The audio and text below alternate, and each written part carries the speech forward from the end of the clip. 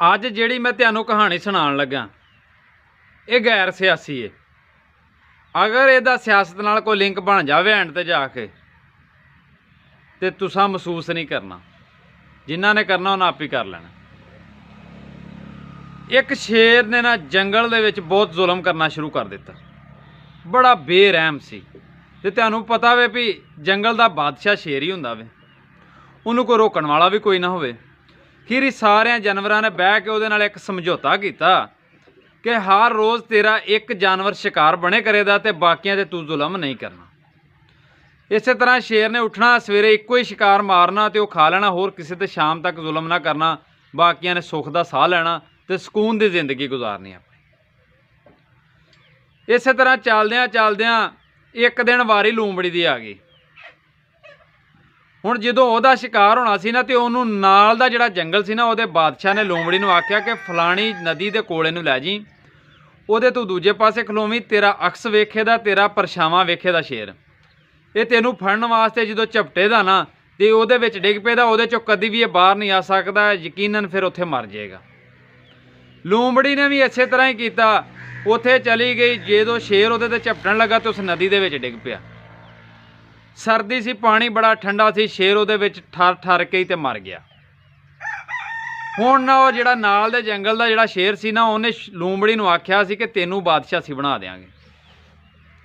हुण जिद्दण उहदी ताजपोशी होनी सी लूंबड़ी दी, उस जंगल दी बादशाह बनना सी, उस दिन सारे जंगलां दे शेर आए होण।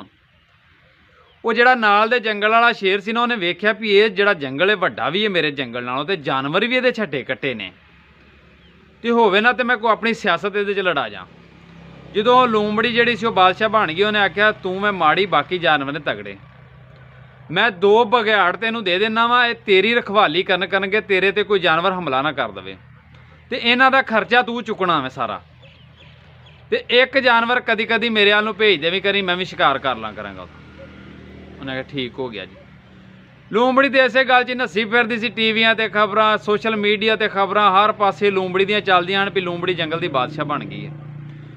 हुण इस तरह ही होण लग पिया, पहलों तो अपना शेर खांदा सी, बाद च बाहरले शेर खाण लग पे, ते लूंबड़ा ने बघियाड़ां दे उत्ते उहदे ते हुकूमत शुरू कर दित्ती।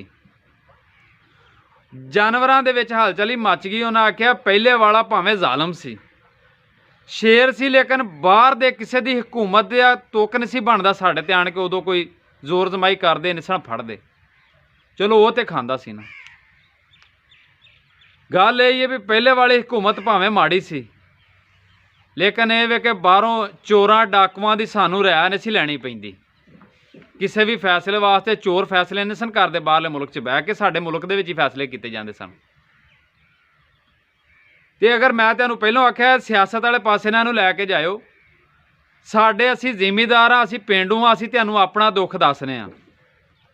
जिमीदार खुशहाल सी अज तो 6 महीने पहलों, अज उहो ही जिमीदार घर च कपावां रख के बैठे ने ते सोचते ने पे की करिए, वेचीए या इहनूं इस तरह गल नाल ला के ते मर जाइए असीं।